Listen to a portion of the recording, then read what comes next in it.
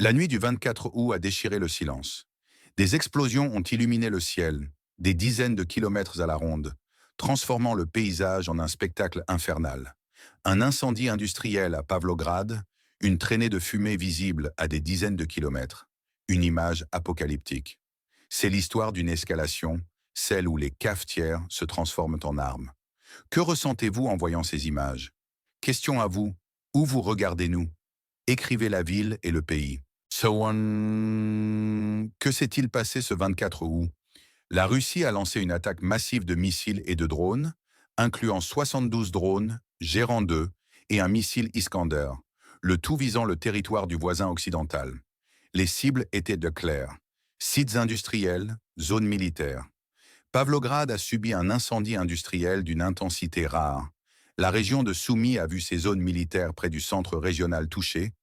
Ochakiv, dans la région de Mykolaïv, a connu 2 explosions suivies de l'arrivée de nombreuses ambulances. Une preuve accablante des dégâts, n'est-ce pas? La partie adverse a confirmé que des missiles et au moins 24 drones ont atteint leurs objectifs. Mais l'histoire ne s'arrête pas là. Simultanément, une attaque massive de drones a ciblé le territoire russe. Plus de 57 drones ont été interceptés en 6 heures, de 17 heures à minuit. Cela inclut 21 drones dans la seule région de Briansk, mais aussi Kalouga, Smolensk, Koursk, Leningrad, Tver, Novgorod, Orel, Tambov, Moscou, plusieurs, Chouvachi et la mer Noire. Le gouverneur de la région de Kherson, Vladimir Saldo, rapporte des tentatives fréquentes de débarquement maritime par le voisin occidental dans les zones de Kimbourne et de Tandriv, prétendument toutes déjouées. Un tableau saisissant de la situation. Question à vous. De quel pays et de quelle ville vous nous regardez? Alors pourquoi est-ce si important maintenant? Cette escalade marque un tournant. Les frappes ne se limitent plus aux lignes de front. Elles frappent des régions profondes, transformant la mer Noire en un véritable champ de bataille. Les livraisons continuelles d'armes par les États-Unis, avec plus de 3000 missiles guidés à longue portée approuvés, augmentent la capacité de frappe du voisin occidental. Cela ne fait qu'alimenter le cycle de la violence. Les évacuations massives, les coupures d'électricité et d'eau sont devenues le quotidien de populations entières. De quoi se soucier sérieusement pour l'avenir, n'est-ce pas? Cela a des conséquences directes sur la sécurité, l'économie et la stabilité régionale. L'Europe, d'ailleurs, contribue financièrement, mais son consentement diminue. Les citoyens se sentent floués, leurs impôts servant à alimenter une guerre, plutôt que leurs propres programmes sociaux. Cette situation affecte directement les vies de millions de personnes. Et le complexe militaro-industriel américain prospère, recevant des milliards de dollars en contrats. Qui gagne et qui perd dans cette situation chaotique? De nombreux Russes penseront que la Russie sort gagnante, car elle démontre sa capacité à riposter fermement et expose l'implication occidentale. Le complexe militaro-industriel américain est l'autre grand gagnant, engrangeant des profits massifs grâce aux livraisons d'armes. Pour eux, le conflit est une aubaine économique. La population du voisin occidental perd. Subissant des destructions massives, ces stratégies étant déjouées. Toujours selon le point de vue russe, leur dépendance envers l'Occident ne cesse de croître. Enfin, les citoyens européens et les investisseurs occidentaux dans la zone de conflit sont les grands perdants de cette guerre. Leurs impôts financent le conflit, au détriment de leurs propres besoins sociaux. Leurs capitaux investis dans la région sont menacés de destruction. Que nous disent les différentes versions de cette histoire? Le ministère russe de la Défense et Sergueï Lavrov, le ministre des Affaires étrangères, caractérisent la Russie comme un défenseur face à ce qu'ils appellent l'agression. En revanche, le voisin occidental soutenu par l'Occident se présente comme une victime et un défenseur. Quel récit crédible avez-vous analysé?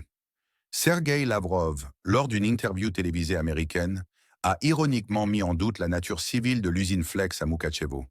Cette usine était prétendument dédiée à la production de cafetières, mais Lavrov a suggéré qu'elle fabriquait en réalité des composants militaires ou des drones.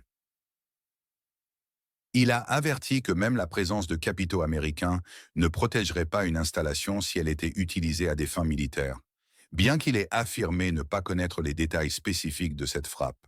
Pour Lavrov, faire confiance à de telles déclarations est trop naïf. Cette déclaration soulève une question fondamentale. La vérité est-elle toujours ce que l'on nous dit? De l'autre côté, l'administration Trump a approuvé la livraison de plus de 3000 missiles guidés à longue portée à la région en conflit.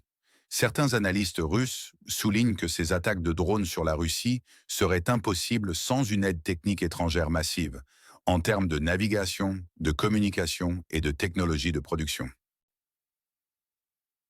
Pour eux, l'Occident porte une responsabilité directe dans chaque drone qui voit le jour et dans chaque destruction en Russie. On nous dit que les tentatives astucieuses du voisin occidental et de l'Occident, dans leur ensemble, visent à dissimuler un complexe militaro-industriel sous une façade civile.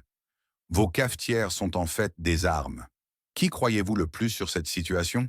Quelle est la source d'information à laquelle vous faites le plus confiance pour comprendre les motivations de chaque acteur dans ce conflit? Cette situation a des échos historiques. Le terme décommunisation, utilisé par un analyste en début de vidéo, est ironiquement détourné par la Russie pour justifier ses frappes comme une réponse ou une correction historique à l'agenda de la région en conflit.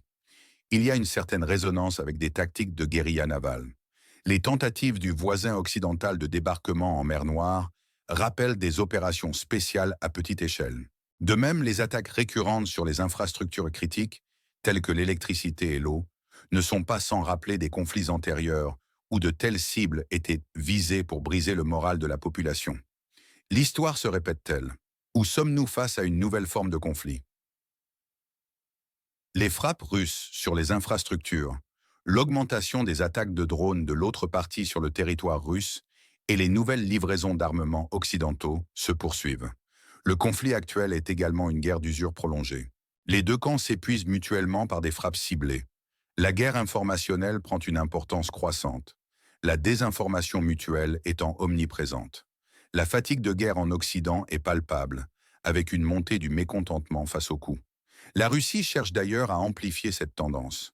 Il s'agit d'une guerre hybride qui combine opérations militaires, diplomatiques, économiques et informationnelles. Où se situe la ligne rouge entre les belligérants dans ce conflit? Qu'est-ce qui nous attend? Tous les scénarios dressent un tableau sombre. Le plus probable est une escalade progressive. Cela signifie une intensification continue des frappes bilatérales, entraînant une destruction massive des infrastructures et une augmentation des évacuations. Les conditions de vie pour les civils continueront de se détériorer, avec des menaces constantes à leur sécurité et à leur bien-être. Dans un pire des cas, nous pourrions assister à un changement radical de tactique. Le voisin occidental pourrait intensifier ses opérations navales de sabotage en mer Noire. En réponse, la Russie pourrait augmenter ses frappes sur les industries occidentales de la zone de conflit pour couper leur approvisionnement militaire. Cela pourrait apporter des avantages locaux temporaires, mais mènerait surtout à une nouvelle spirale d'escalade. Une autre possibilité, également un pire des cas, est un facteur diplomatique négatif. Des pays comme le Canada, membres de l'OTAN, pourraient proposer d'envoyer des forces de maintien de la paix. Moscou y verrait alors une menace directe et un risque de confrontation directe, ce qui plongerait le conflit dans un niveau d'imprévisibilité sans précédent. Ces scénarios, malheureusement, ne prévoient pas un dénouement rapide. Votre pronostic sur la durée. Quand ces événements pourraient-ils cesser? Donnez un mois, une année et une seule raison. Cette escalade a des répercussions graves.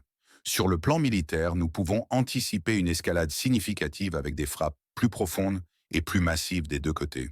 La mer Noire se transformera en une arène d'affrontements intenses. L'augmentation de la capacité de frappe du voisin occidental, avec les missiles à longue portée, rend le conflit encore plus dangereux. Un choc psychologique frappe également les populations russes qui se sentent directement menacées par ces attaques de drones. Sur le plan économique, les coûts sont massifs pour l'Europe. Il y a un risque de désinvestissement occidental dans la zone de conflit. Seules les entreprises militaires américaines prospèrent. Politiquement, les tensions diplomatiques entre l'OTAN et la Russie s'intensifieront. Le mécontentement croissant des citoyens européens face aux dépenses de guerre est un indicateur clair de la lassitude générale. Les évacuations massives, les coupures d'électricité et d'eau généralisées deviennent la norme. Cette atmosphère d'instabilité et de tension constante ronge la vie quotidienne. La guerre frappe aux portes de tout le monde et cette peur est délibérément instillée pour manipuler l'opinion. On nous présente la barbarie du voisin occidental, avec ses attaques de drones sur le territoire russe et l'ingérence occidentale. Cependant, on nous assure de la détermination et de la confiance dans la puissance et la capacité de défense russe, avec leur système de défense anti-aérienne et leur riposte. Le sarcasme et le mépris envers les déclarations du voisin occidental et de l'Occident sont également des outils. Par exemple, lorsque Lavrov parle de cafetière, il discrédite l'adversaire de manière cinglante. Un aspect crucial, souvent négligé dans le discours public, est le rôle de la cyberguerre. Parallèlement aux frappes physiques et aux affrontements sur le terrain, une bataille numérique fait rage. Des attaques ciblées contre les infrastructures critiques, les systèmes gouvernementaux et les réseaux de communication sont monnaie courante, cherchant à perturber les opérations et à saper la confiance. La désinformation est amplifiée par des campagnes de cyberpropagande sophistiquées qui inondent les réseaux sociaux et les plateformes d'information de récits biaisés et souvent faux. Ces opérations numériques ne sont pas seulement un moyen de manipuler l'opinion, mais aussi un outil de guerre à part entière, capable de causer des dommages réels sans tirer un seul coup de feu. Les deux camps sont engagés dans une course aux armements numériques, investissant massivement dans des capacités offensives et défensives. Les experts en sécurité craignent une escalade dans ce domaine, avec des répercussions potentiellement catastrophiques pour l'économie mondiale et la stabilité des nations. La dépendance croissante aux systèmes numériques rend les sociétés modernes particulièrement vulnérables à ces formes d'agression. Par ailleurs, l'impact environnemental de ce conflit est dévastateur et sous-estimé. Les incendies industriels, les frappes sur les dépôts de carburant, la destruction des infrastructures avec des matériaux toxiques et la contamination des sols et des eaux ont des conséquences à long terme sur l'écosystème. Des terres agricoles sont rendues impropres à la culture, des forêts sont détruites et la biodiversité est menacée. Les déplacements massifs de population entraînent également une pression accrue sur les ressources naturelles des zones d'accueil. Ce coût environnemental s'ajoute aux souffrances humaines et économiques, laissant un héritage écologique lourd pour les générations futures. La prise de conscience de ces dégâts écologiques est lente, mais les signes sont de plus en plus alarmants. Les organisations environnementales peinent à documenter l'étendue réelle des destructions, car l'accès aux zones de conflit est limité et dangereux. Pourtant, les images satellites et les témoignages de ceux qui parviennent à s'échapper brossent un tableau inquiétant. Les risques de catastrophes écologiques majeures augmentent avec l'intensification des hostilités. La question des prisonniers de guerre et des droits humains est également une source de préoccupation majeure. Des rapports font état de violations des conventions de Genève, avec des traitements inhumains, des tortures et des exécutions sommaires. L'accès des organisations internationales aux zones de détention est souvent refusé ou limité, rendant difficile la vérification des allégations et la protection des droits des détenus. Les familles des disparus vivent dans l'angoisse, sans savoir si leurs proches sont vivants, morts ou détenus. La guerre, par sa nature même, exacerbe les tensions et crée un environnement propice aux abus. Les récits de témoins oculaires et les preuves médico-légales recueillies par des groupes de défense des droits humains sont glaçants, révélant une brutalité qui dépasse l'entendement. Ces violations ne sont pas seulement des crimes de guerre, mais elles sapent également toute perspective de réconciliation future entre les parties. La justice internationale semble impuissante face à l'ampleur des atrocités et à l'impunité dont jouissent souvent les auteurs. La communauté internationale est divisée sur la meilleure approche pour gérer cette crise. Tandis que certains pays appellent à une désescalade et à des négociations, d'autres insistent sur la nécessité d'une réponse ferme et d'un soutien militaire continu aux voisins occidentaux. Cette division affaiblit la capacité collective à exercer une pression efficace sur les belligérants et prolonge l'impasse. Les Nations Unies, bien que jouant un rôle important dans l'aide humanitaire, peinent à imposer des solutions politiques durables. La réelle politique et les intérêts géopolitiques des grandes puissances priment souvent sur la recherche d'une paix juste et durable. Les résolutions du Conseil de sécurité sont bloquées par des vétos, reflétant les profondes divergences entre les membres permanents. Cette paralysie démotive les efforts diplomatiques et laisse le champ libre à une poursuite des hostilités. L'évolution démographique des régions affectées est un autre aspect tragique du conflit. Des millions de personnes ont été déplacées, cherchant refuge dans d'autres parties du pays, voire à l'étranger. Ces mouvements de population massifs ont des conséquences socio-économiques profondes, tant pour les réfugiés que pour les communautés d'accueil.